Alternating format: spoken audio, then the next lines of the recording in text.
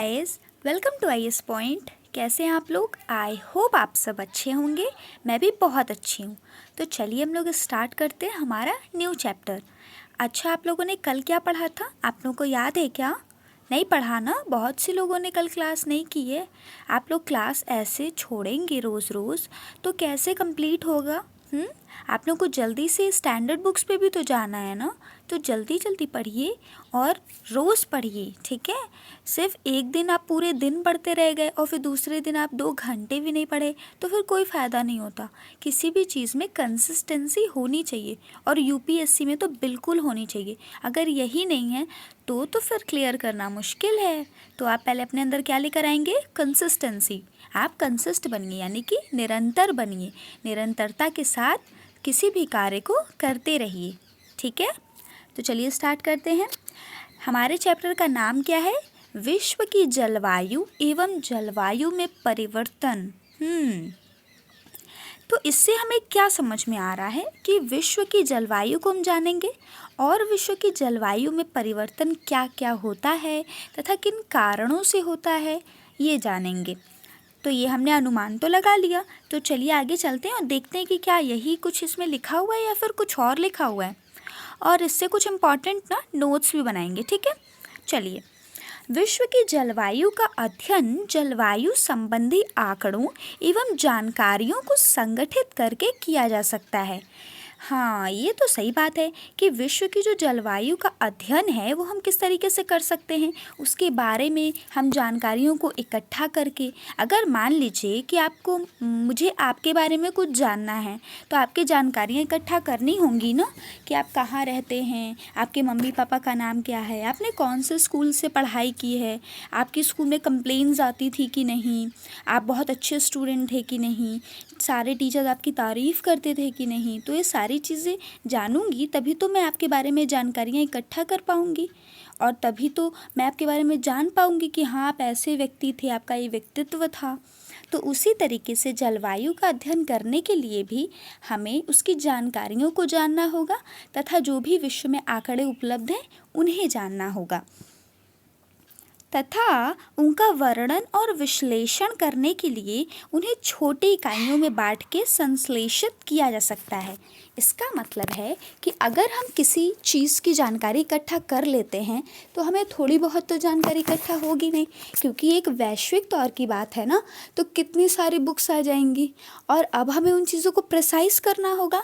जैसे कि ये लेसन तो मैं आप लोगों को पढ़ा दूँगी, ठीक है, आपको कितनी सारी जानकारियाँ मिल जाएंगी, लेकिन जब आप इसके नोट्स को बनाएंगे तो उसे प्रिसाइज फॉर्म में बनाएंगे ना। अगर आपने पूरा वही कुछ देख के और वही चीज़ें उतार दी तो फिर क्या फ़ायदा? तो इससे अच्छा आप बुक्स ही पढ़ लीजिए, फालतू में लिखने में टाइम वेस्ट होगा।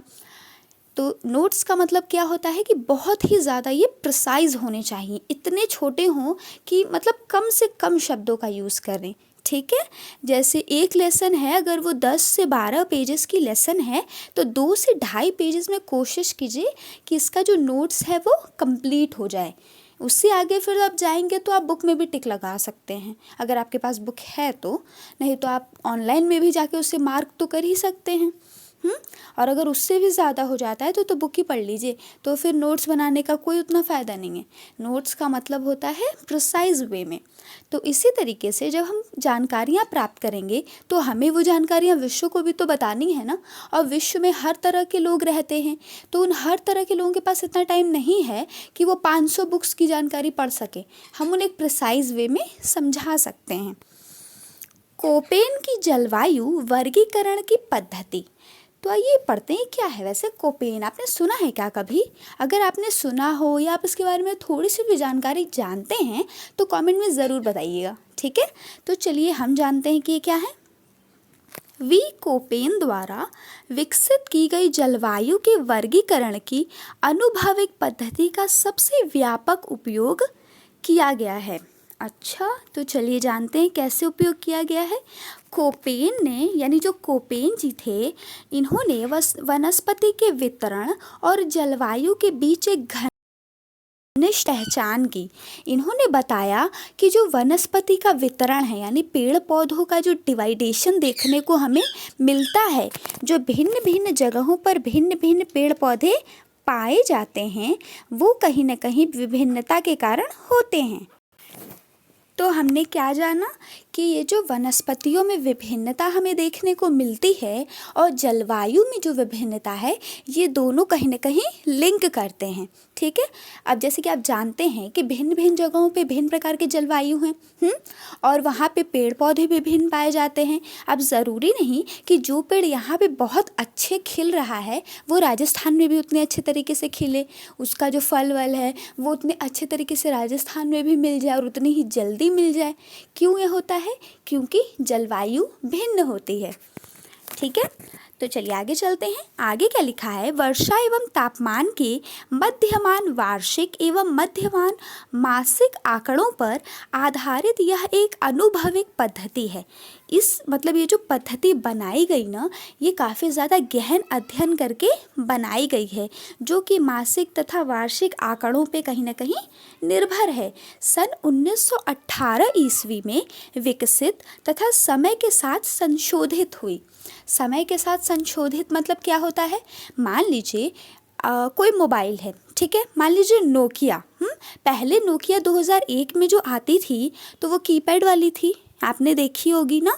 तो फिर धीरे धीरे उसमें भी तो परिवर्तन हुआ, अब तो नोकिया टच स्क्रीन भी आती है, तो उसमें कहीं ना कहीं संशोधन हुआ, तभी तो वो विकास कर पाई ना। और अगर वो अभी भी कीपैड ही बेचते तो कौन लेता? तो हमने क्या जाना कि 1918 में ये जो विकसित हुई इसमें काफ़ी ज़्यादा संशोधन भी हुआ है। ऐसा नहीं है कि एक बार विकास करके फिर इसे रख दिया गया वैसे का वैसा और ये बरसों से है, नहीं, इसमें परिवर्तन किया गया जब भी आवश्यकता हुई। तो ये आपके सामने जो समूह है यही कोपेन द्वारा बनाया गया जलवायु समूह है। तो ये देखते हैं कि इसके अंदर क्या लिखा है। उष्णकटिबंधीय, इसके लक्षण क्या है? सभी महीनों का औसत तापमान 18 सेल्सियस से भी अधिक होता है। अच्छा, दूसरा क्या है? शुष्क जलवायु। अब इसका हम लक्षण देखते हैं। वर्षण की तुलना में विभव वाष्पीकरण की अधिकता होती है, यानी कि धूप जो है वो ज़्यादा होता है और वर्षण यानी कि जो वर्षा है वो कम होती है। नेक्स्ट देखते हैं कोष्ण शीतोष्ण। ये क्या है? सर्वाधिक ठंडे महीने का औसत तापमान 3 डिग्री सेल्सियस से अधिक किंतु 18 डिग्री सेल्सियस से कम मध्य अक्षांशीय जलवायु होता है। नेक्स्ट देखते हैं शीतल हिम वन जलवायु। ये वर्ष के सर्वाधिक ठंडे महीने का औसत तापमान 0 तापमान से 3 डिग्री नीचे होता है। अच्छा, नेक्स्ट क्या है? शीत, यानी कि सभी महीनों का जो औसत तापमान है वो लगभग 10 डिग्री सेल्सियस से भी कम होता है। नेक्स्ट क्या है? उच्च भूमि। ये ऊंचाई के कारण शीत होता है। जैसे कि आपने देखा होगा कि ऊंचाई बढ़ने के साथ जो टेम्परेचर है वो कम होता जाता है। यही कारण है कि पहाड़ों पे बहुत ज़्यादा धूप नहीं होती है, क्योंकि वो ऊंचाई पे होते हैं। ठीक है, तो चलिए आगे चलते हैं। हमारा आगे क्या लिखा हुआ है देखिए। इसमें भी कोपेन के अनुसार जलवायु को कई सारे प्रकारों में विभाजित किया गया तथा इन्हें कूट अक्षरों से भी व्यक्त किया गया है। तो पहला समूह जानते हैं, आप इसका स्क्रीनशॉट भी ले सकते हैं अगर आप चाहें तो। ठीक है, आप ले लेंगे तो अच्छा रहेगा। आप इसे कॉपी में बना लीजिए, अपने कहीं भी स्टडी टेबल के पास रख लीजिए और आप इसे अच्छे से देख लेंगे तो आपको ये याद हो जाएगा। तो आइए पहला देखते हैं। ए, उष्णकटिबंधीय आर्द्र जलवायु। तो इसके कितने प्रकार होते हैं? उष्णकटिबंधीय आर्द्र हो गया, उष्णकटिबंधीय मॉनसून, उष्णकटिबंधीय आर्द्र एवं शुष्क हो गया। इसके कूट अक्षर भी दिए गए हैं, AF, AM और AW है। और हाँ, ये याद रखिएगा कि अगर A बड़ा यानी कि कैपिटल और F स्मॉल लेटर में है तो आप बिल्कुल वैसे ही लिखेंगे। अगर आप A को स्मॉल या F को बड़ा भी लिखते हैं तो आपको नंबर नहीं मिलेंगे। ठीक है, तो अब देखिए इसके लक्षण कैसे बताए गए हैं कि जो उष्णकटिबंधीय आर्द्र है इसमें कोई शुष्क ऋतु नहीं, लेकिन उष्णकटिबंधीय मानसून में जाते हैं तो मानसून और लघु शुष्क ऋतु होती है। और अगर उष्णकटिबंधीय आर्द्र एवं शुष्क यानी कि AW को देखते हैं तो जाड़े की शुष्क ऋतु है। नेक्स्ट है बी शुष्क जलवायु। ये उपोष्ण कटिबंधीय स्टेपी यानी कि BSH से व्यक्त की जाती है। निम्न अक्षांशीय अर्ध शुष्क एवं शुष्क होते हैं। दूसरा है उपोष्ण कटिबंधीय मरुस्थल, जिसे हम B, W और H के कूट अक्षरों से व्यक्त करते हैं। इसके लक्षण क्या है?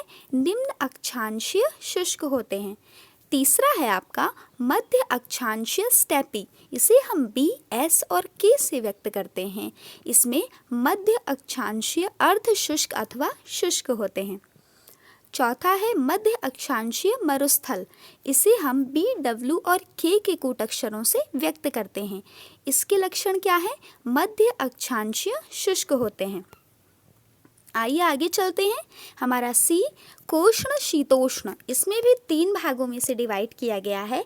आर्द्र उपोष्ण कटिबंधीय, भूमध्य सागरीय और समुद्री पश्चिम तटीय, जिसे आप CFA, CSA और CFB से व्यक्त करते हैं। इसके लक्षण क्या क्या हैं? मध्य अक्षांशीय अर्ध शुष्क अथवा शुष्क। दूसरा है शुष्क गर्म और ग्रीष्म।